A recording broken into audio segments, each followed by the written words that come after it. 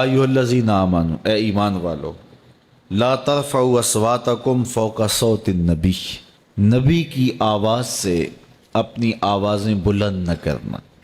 یہ حضور کی چوکھٹ کا ادب ہے کہ تمہارا لہجہ، تمہاری آواز میرے رسول کی آواز سے بلند نہیں ہونی چاہیے۔ وَلَا تَجْهَرُوا لَهُ بِالْقَوْلِ كَجَهْرِ بَعْضِكُمْ لِبَعْضٍ، جس طرح آپس میں ایک دوسرے سے چلا کر بات کرتے ہو، میرے محبوب کی بارگاہ میں یوں بات نہ کرنا۔ یہ ادب کی جگہ ہے۔ اگر ایسا ہو گیا تو پھر کیا ہوگا؟ ان تحبط اعمالکم وانتم لا تشعرون، تمہارے عمل حبط کر لیے جائیں گے اور تمہیں خبر بھی نہیں ہوگی۔ تو یہ تمہاری آواز اونچی ہو گئی تو پھر اللہ اکبر، باقی کیا بچے گا؟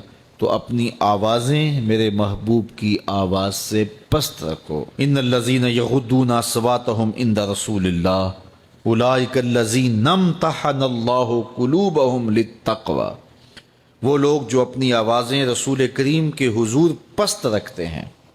اللہ اکبر، پہلے حکم دیا، پھر تحسین فرمائی ان لوگوں کی جو آداب کی رعایت رکھتے ہیں۔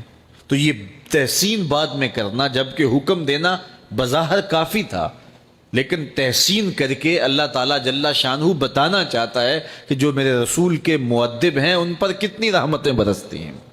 تو کہا وہ لوگ جو اپنی آوازوں کو پست رکھتے ہیں رسول کریم کے ہاں، اولئک الذین امتحن اللہ قلوبهم للتقوی، یہ وہ خوش نصیب لوگ ہیں جن کے دل اللہ نے پرہیزگاری کے لیے چن لیے ہیں، پرکھ لیے ہیں۔ متقی یہی لوگ ہیں جو رسول اللہ کا ادب کرتے ہیں۔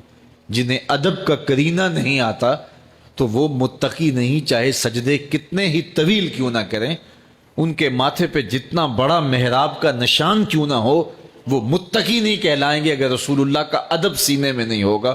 اور اگر رسول اللہ کا ادب سینے میں ہے، اللہ فرماتا ہے یہ وہ خوش نصیب ہے جن کے دلوں کو ہم نے تقوی کے لیے پرکھ لیا ہے۔ اللہ اکبر۔ اب کافی ہو گئی بات، ان کی تحسین خوب ہو گئی، لیکن اللہ فرماتا نہیں، لہم مغفرہ، ان کے لیے مغفرت بھی ہے۔ بات ختم ہو گئی، کہا نہیں وَأَجْرٌ عظیم، اور بہت بڑا اجر ہے۔ جس اجر کو میرا رب بھی بڑا کہہ رہا ہے تو وہ کتنا بڑا ہوگا؟ اور یہ کس کو اللہ دے گا؟ جو رسول اللہ کا ادب کرنے والے ہیں۔ تو پھر جس کو اللہ تعالیٰ نے محبوب کے ادب کی توفیق دے دی، اس کو کتنی بڑی دولت دے دی۔ ہمیشہ اللہ سے ادب کی توفیق مانگو، کیونکہ بے ادب اللہ کے فضل سے محروم ہو جاتا ہے۔ تو دین کیا ہے؟ ادب کا نام ہے۔ اہل بیت کا ادب، اصحاب نبی کا ادب، ذات باری کا ادب، ذات رسالت مآب صلی اللہ علیہ وسلم کا ادب، اولیاء امت کا ادب، والدین کا ادب، یہ ادب سکھایا گیا۔ بڑوں کی تکریم، چھوٹوں سے شفقت، تو پورا دین ادب ہے۔ ماہ سیام کے گزرتے ہوئے ان لمحوں میں اللہ کی بارگاہ میں ہم یہ دعا مانگتے ہیں کہ اللہ ہمیں ہمیشہ ادب والوں کے زمرے میں رکھے، ہمارے تیور، طرز زندگی، انداز معاشرت، رویے بے ادبوں کی صحبت سے پاک رہیں اور ہمیشہ ہم ادب کی راہوں کے مسافر رہیں۔ ماہ سیام اپنا دامن لپیٹ رہا ہے اور ہم سے جدا ہوا چاہ رہا ہے۔ عید کا موسم، عید کی گھڑیاں جلوہ فراز ہو رہی ہیں۔ یہ شہر مواسات تھا، شہر محبت تھا۔ یہ ماہ انور اپنے دامن میں بہت سارے احساسات تھے جو ہمیں دے کر کے گیا ہے۔